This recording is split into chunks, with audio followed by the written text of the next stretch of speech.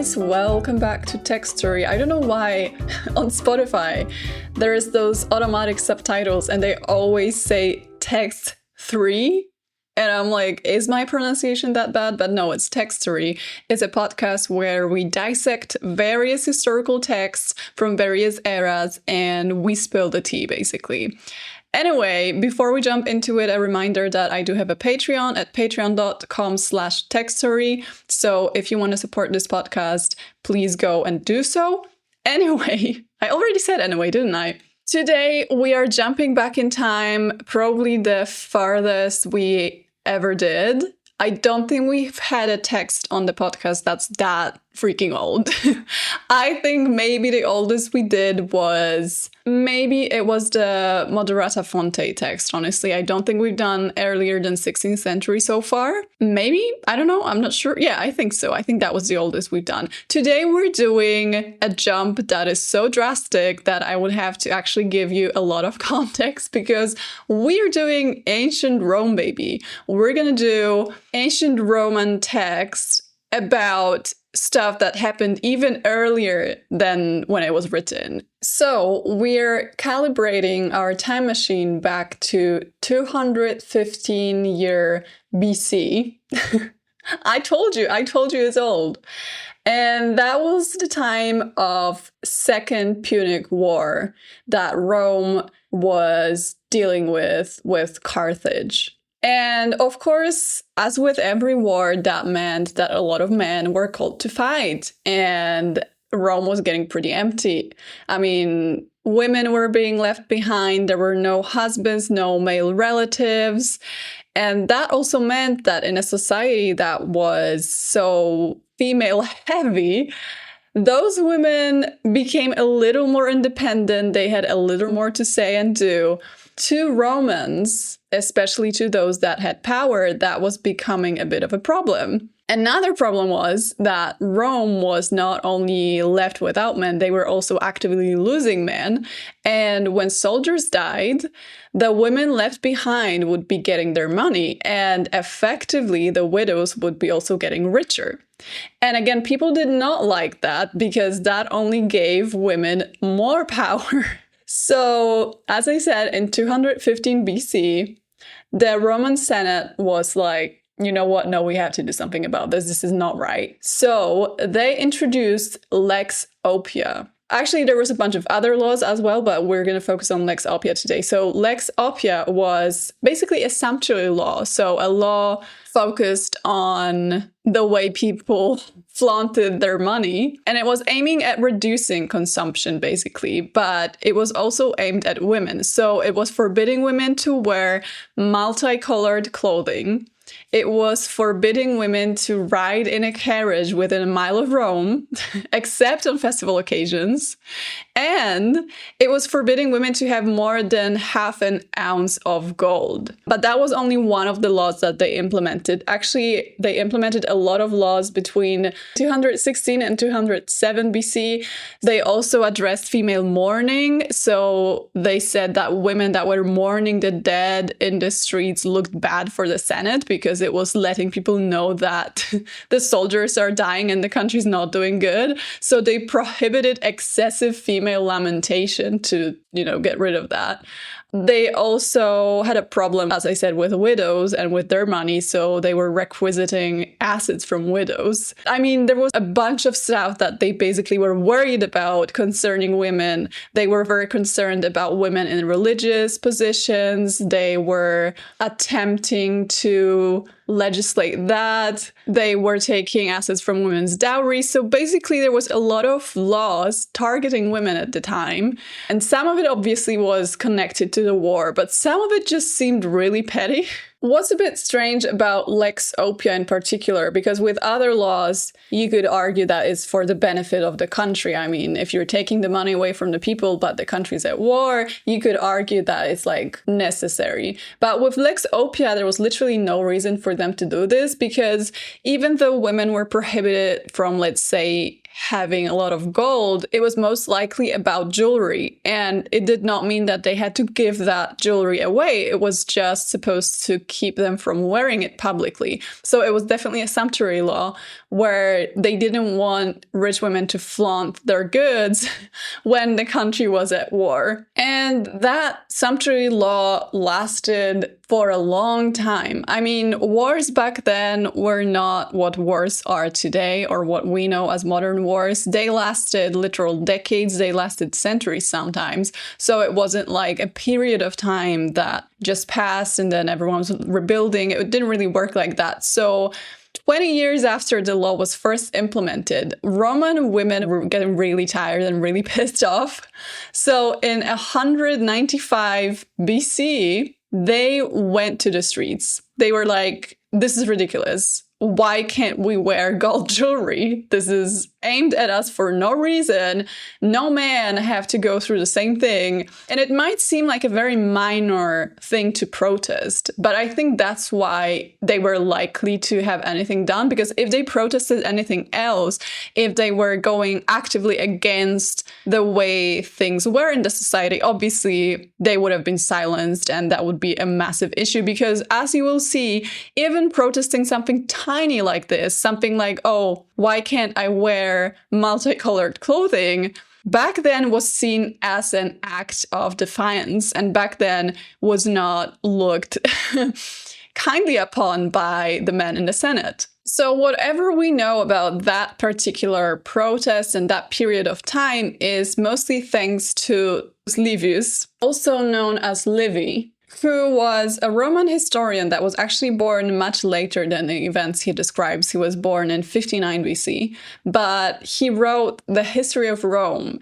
And obviously back then, the sources were scarce. A lot of things he wrote about are probably either made up or just like he was filling in the gaps. So we don't know how much of what he wrote about is actually like definitely true, because with all historical texts from the past that were describing even older past, you have to take it with a grain of salt. But he describes it in detail, and he describes a whole debate that they had around the law and around the duties and rights of women in society. So I find it really interesting. Let's jump into it. Let's see what it was all about.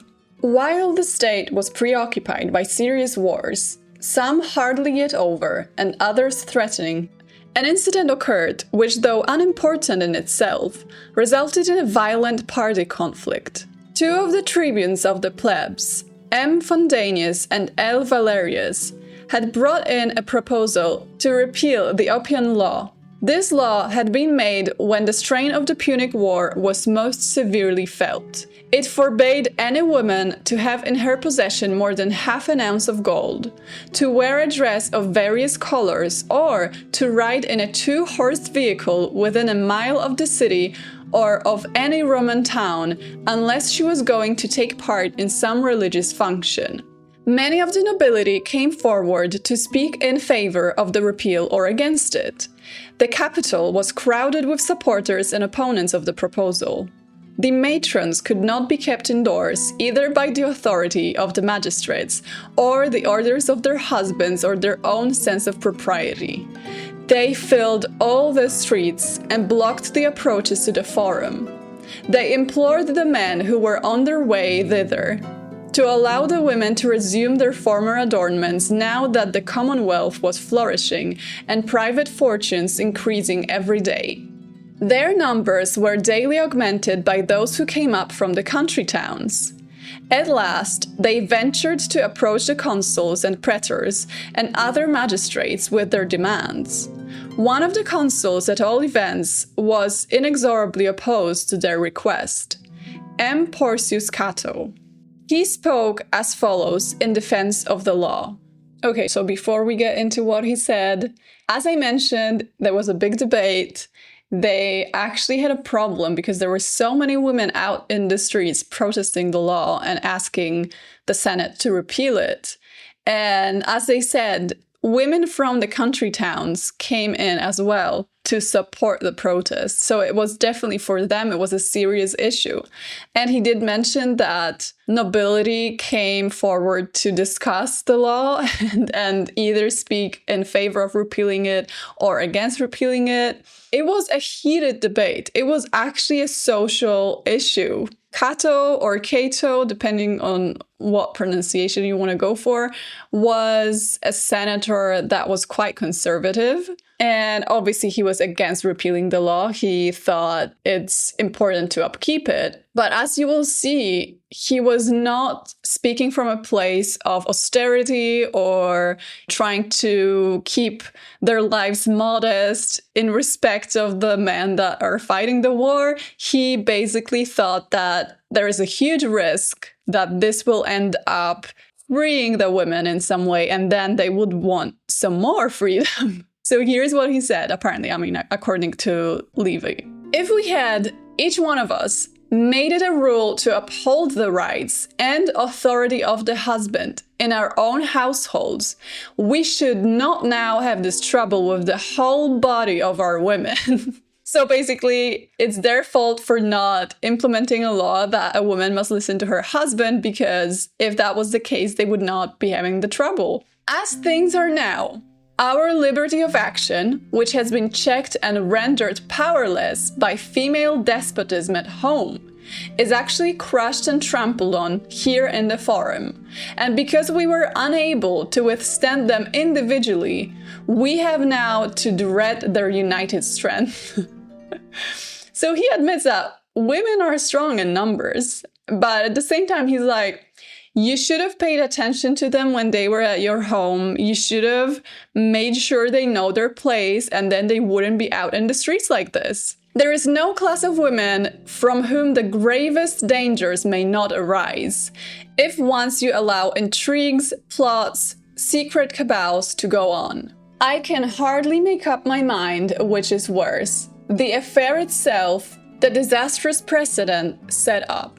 It was not without a feeling of shame that I made my way into the Forum through a regular army of women.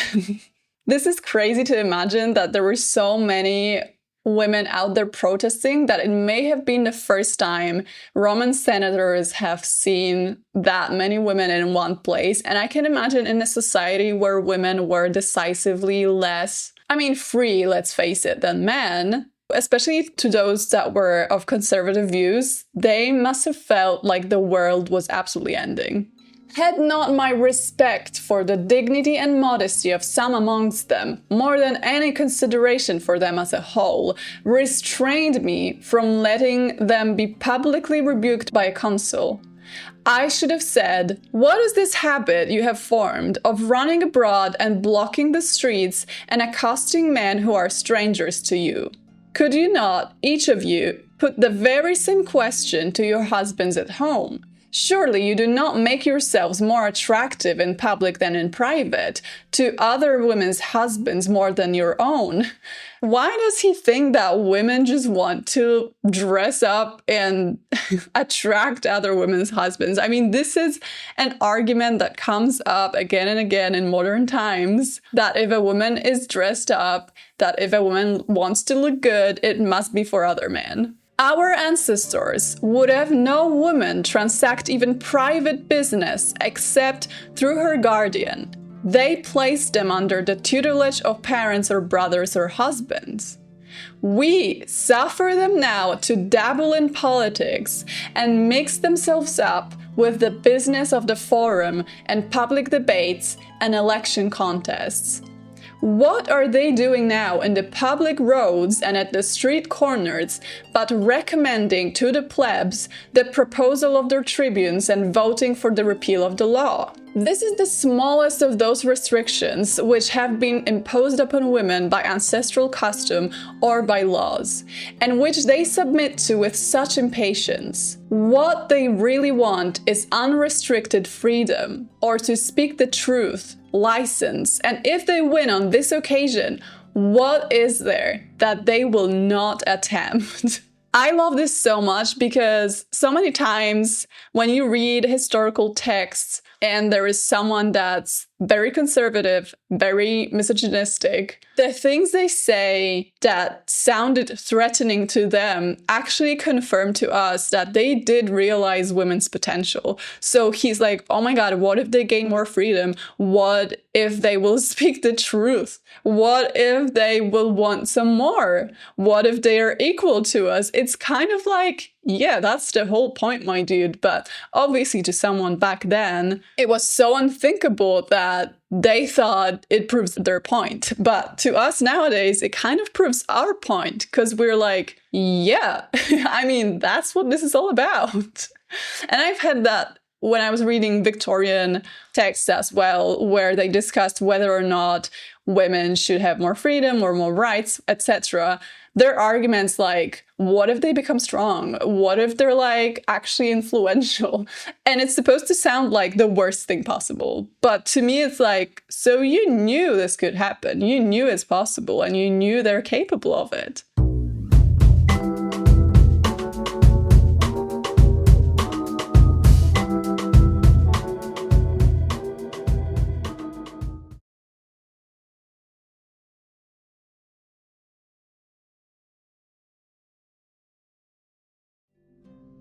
Call to mind all the regulations respecting women by which our ancestors curbed their license and made them obedient to their husbands. And yet, in spite of all those restrictions, you can scarcely hold them in. Wow, my dude, it's almost like women are not supposed to be prisoners of men. If you allow them to pull away these restraints and wrench them out one after another, and finally put themselves on an equality with their husbands, do you imagine that you will be able to tolerate them? He's like, if women ever get equal to men, do you think we have the nerves and the capacity to deal with that? Which again, to me, it's supposed to be like, oh wow, women are so bad, we're not going to be able to contain them. But to me, it sounds like men are so weak that they cannot handle women in their spaces. But again, it's ancient Rome. I just find it interesting personally, because thoughts and ideas change so much that they can get a complete opposite meaning. And obviously it's been like, well, thousands of years. But some of the arguments are still resonating with our discussions nowadays. From the moment that they become your fellows, they will become your masters. But surely you say what they object to is having a new restriction imposed upon them. They are not deprecating the assertion of a right, but the infliction of a wrong. No. They are demanding the abrogation of a law which you enacted by your suffrages, and which the practical experience of all these years has approved and justified. No law is equally agreeable to everybody. The only question is whether it is beneficial on the whole and good for the majority. If everyone who feels himself personally aggrieved by a law is to destroy it and get rid of it, what is gained by the whole body of citizens making laws? I'm sorry, but it's giving, if anyone here was personally victimized by Virginia George. I want, however, to learn the reason why these excited matrons have run out into the streets and scarcely keep away from the forum and the assembly. So they basically wanted to storm the assembly, I'm assuming. But also it's interesting that he's mentioning matrons. And I think the majority of women protesting were married women because they had more power in the society. What pretext, in the least degree respectable, is put forward for this female insurrection? I love female insurrection, honestly. That's such a good name. That we may shine, they say, in gold and purple, that we may ride in carriages on festal and ordinary days alike, as though in triumph for having defeated and repealed a law after capturing and forcing from you your votes. There are some desires of which I cannot penetrate either the motive or the reason. That what is permitted to another should be forbidden to you may naturally create a feeling of shame and indignation. But when all are upon the same level as far as dress is concerned, why should any one of you fear that you will not attract notice? The very last things to be ashamed of are thriftiness and poverty. But this law relieves you of both, since you do not possess what it forbids you to possess. This is something I'm confused about. I'm not sure what he means. I'm assuming they want to wear purple and they want to wear gold, but he's like, you don't have it anyway. But I don't really get this part, to be honest. Depend upon it. As soon as a woman begins to be ashamed of what she ought not to be ashamed of, she will cease to feel shame at what she ought to be ashamed of. So basically they had a massive problem with female purity, with modesty, with all that stuff. There were women that were more sexually active than they wanted them to, and there were also laws regarding that. They were persecuted. So they were definitely obsessed with women's purity, and they were trying to build this archetype of a pious Roman woman. I'm assuming they also wanted that for like societal reasons, because they wanted to promote the idea of like family life, etc., for the development of the Roman Empire. But as you can see, they were like, no, women should know what shame is, women should know their place. She who is in a position to do so will get what she wants with her money. She who cannot do this will ask her husband. The husband is in pitiable plight whether he yields or refuses. In the latter case, he will see another giving what he refused to give. What is he implying here? Do not imagine that things will be the same as they were before the law was made. Luxury and extravagance would have been more tolerable had they never been interfered with than they will be now, just like wild beasts which have been irritated by their chains and then released. I give my vote against every attempt to repeal the law and pray that all the gods may give your action a fortunate result. So that was Cato's thoughts on the whole thing.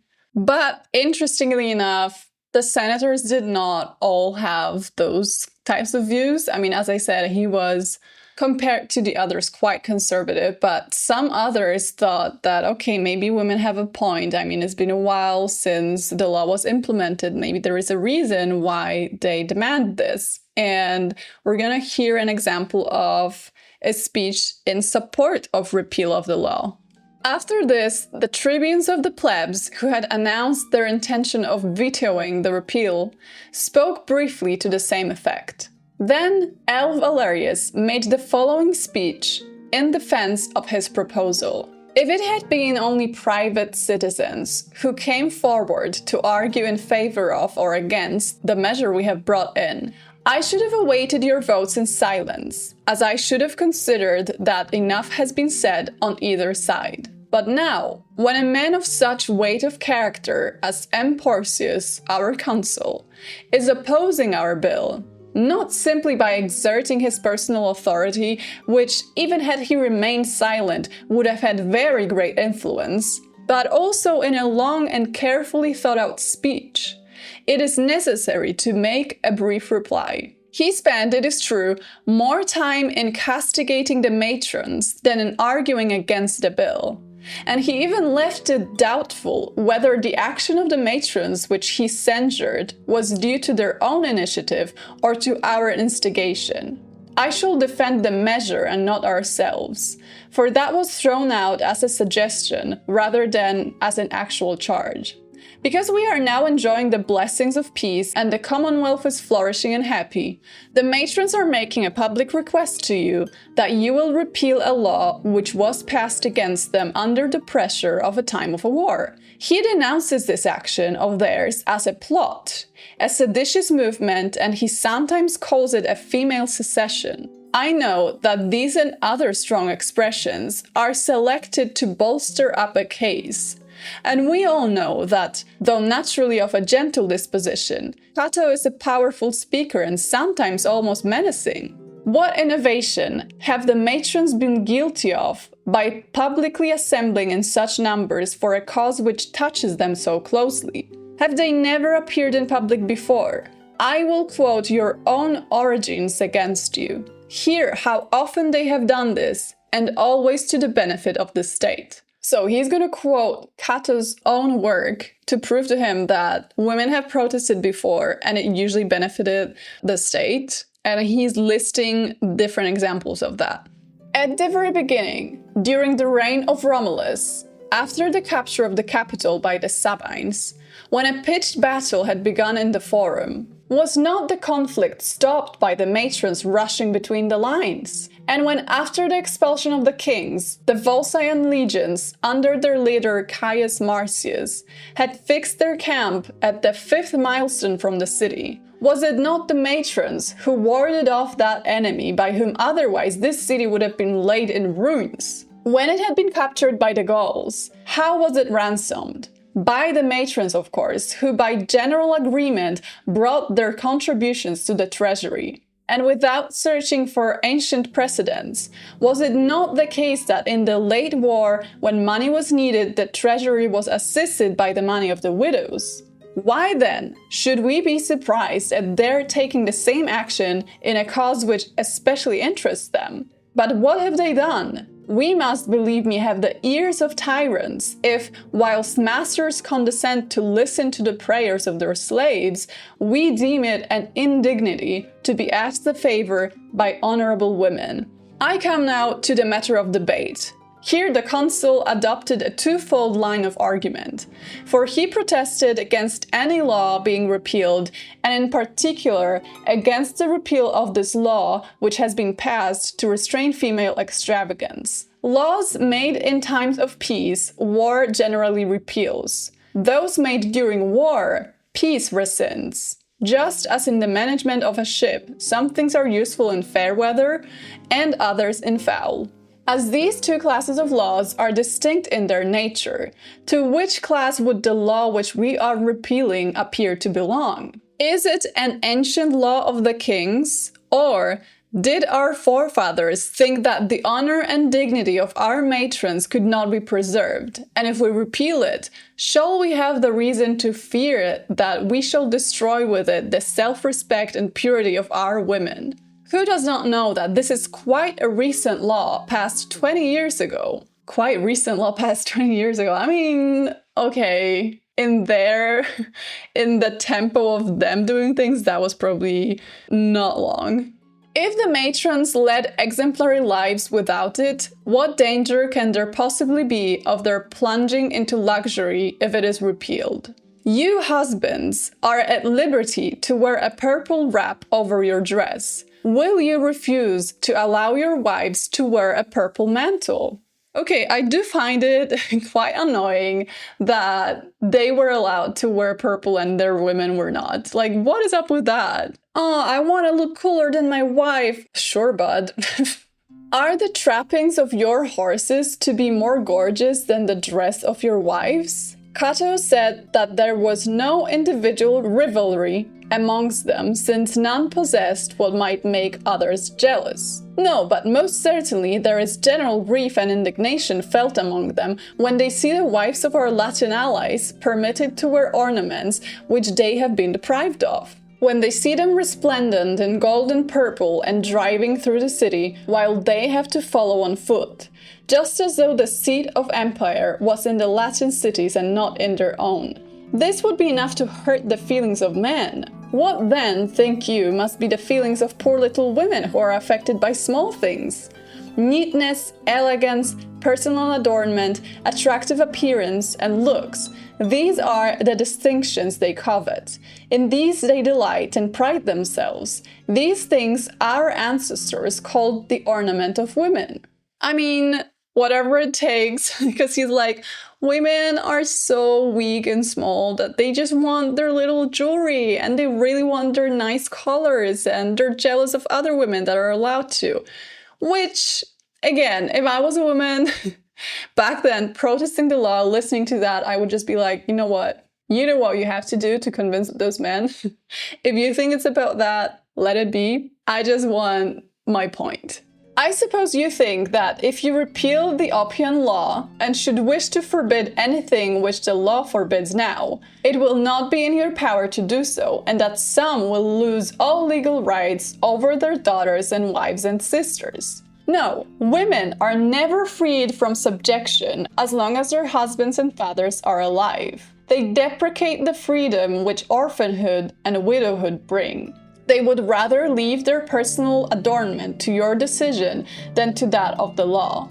It is your duty to act as their guardians and protectors and not treat them as slaves. You ought to wish to be called fathers and husbands instead of lords and masters. Whatever decision you come to, they in their weakness will have to submit to it. The greater your power, so much the more moderate ought you to be in exercising it. So his point is basically we should leave it to their men individually to decide whether they want their women dressed up or not. Which, I mean, it's ancient Rome. That's the best feminist manifesto that we're gonna get. It's rough out there. He's like, men should decide it individually because we still need to be nice to those poor women because otherwise they will not come to us for counsel.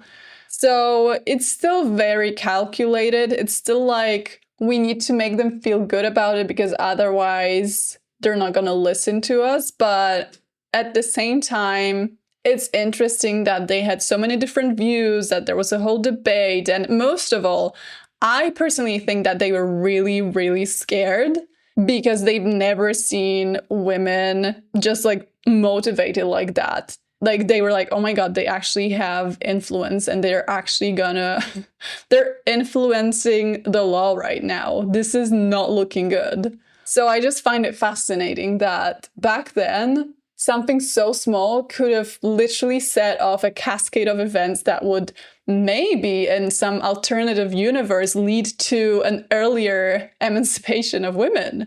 I don't know, that's my theory. Anyway, what eventually happened was this. After these speeches in support of and against the law, the women poured out into the streets the next day in much greater force and went in a body to the house of the two Brutuses who were vetoing their colleagues' proposal and beset all the doors, nor would they desist till the tribunes had abandoned their opposition. So basically, they physically forced the men to agree with them. They were like, whoever is opposing the repeal of the law, we are personally going to convince them. We will not stop until it happens. And then he writes, there was no doubt now that the tribes would be unanimous in rescinding the law. It was abrogated 20 years after it had been made. I find it shocking, to be honest. I was never into Roman history of any kind. I was not researching it or reading about it.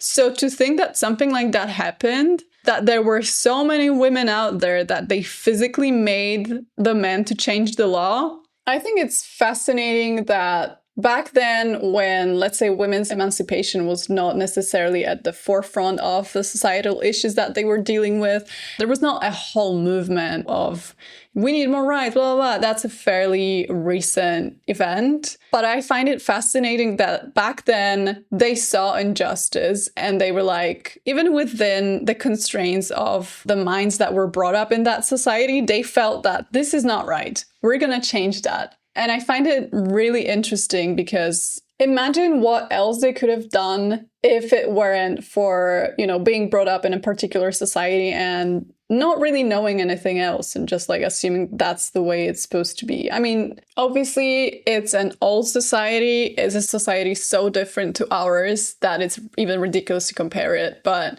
I mean, people don't really change. And also one other thing I keep thinking about, because this was all about rich women. Obviously, poorer women, slave women had basically close to zero rights or even zero rights. And they would not have been protesting the law that forbade them to wear gold because they didn't have any. But what I'm thinking is there is a class issue at hand here. So imagine how much more powerful Roman women would be if that society was not divided into very defined classes. Imagine how many more women could they gather together for something that would concern all classes if they ever came together like that, because obviously it was unthinkable. I mean, it was unthinkable to even converse or interact with a person from a class lower than yours. So obviously that did not happen. But, you know, it's just speculations at this point. But I'm just thinking, if they had it in them to literally force themselves into senators' houses to change that law, I'm just thinking that power could have been spent on so many things. I find it incredible. Anyway, I think that's it for today. Do remember that I have a Patreon at patreon.com/textory. You can check it out. There is some text-related stuff there. There is text that ended up not being used in the podcast, so go check it out. And I will hear you in another episode. Bye!